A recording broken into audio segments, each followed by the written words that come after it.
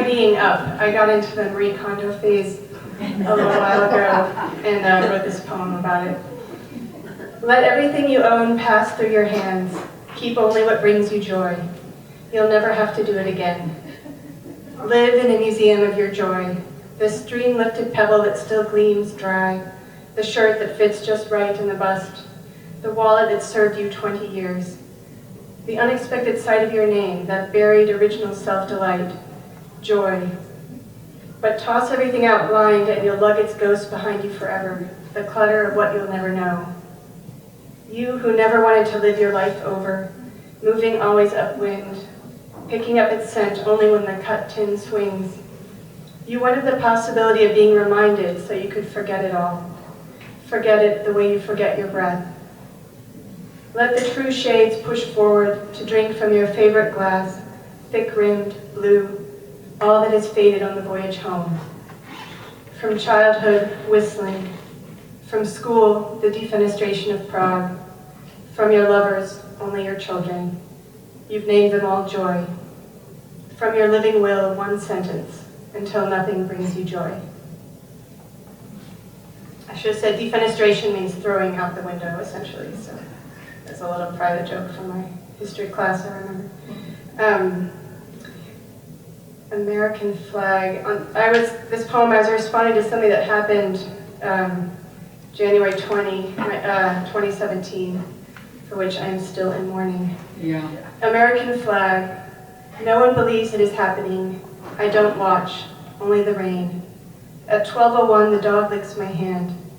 He senses my stillness like a mutation in the air, in the meanings of words, and even in the logic of storm windows, wedged between us and the warm winter day.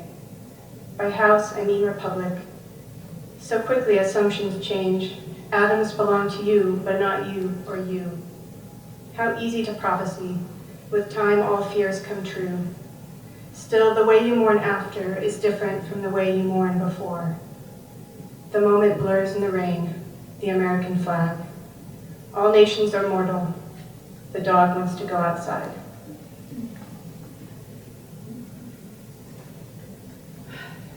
This next poem I wrote after the mass shootings in Las Vegas in 2017. And unfortunately, it seems like it will be relevant for a long time to come. Open carry. What if each of their lives had stood a folded umbrella until that day? What if the National Umbrella Association lobbied to repeal Lux laws and we could open umbrellas in the house, lay them on beds and give them as gifts, and even on sunny days carry them open in nightclubs and places of worship, movie theaters and elementary schools, offices and outdoor concerts, a real cause, so we no longer had to leave them shut up in closets or hanging on walls, or leaning against porch railings, or stashed in bedside drawers in hotels, so that everyone could be prepared, everyone saved, the black honeycomb stand its ground, shoulder to shoulder against the cloud's dark motive.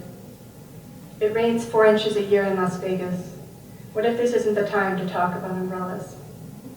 I have one in my bag right now, a Robinson, a Gamp, a spring-loaded automatic. At a touch, it will bloom to receive the syncopated sound of rain dancing, hopping on the taut roof, the way a gun can sound like firecrackers from the sky.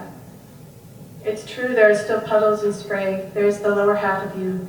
The arm aches, the skin blows inside out like a skirt in the wind.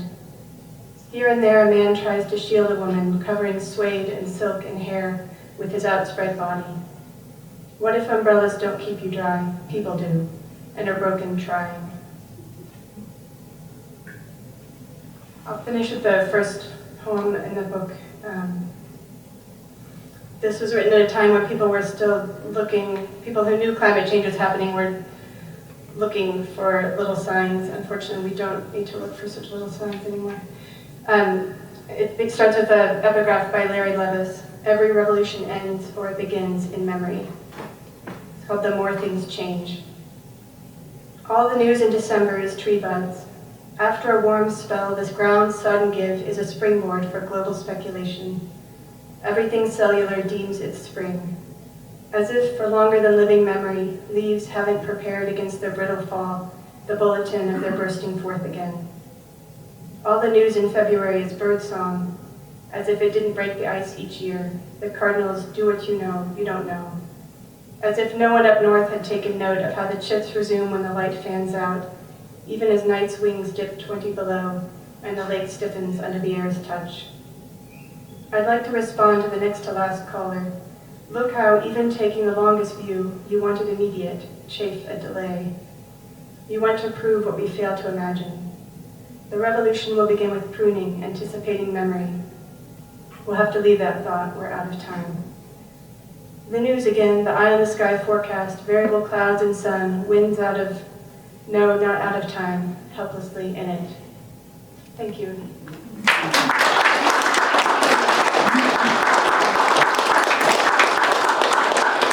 Thank you, Rebecca.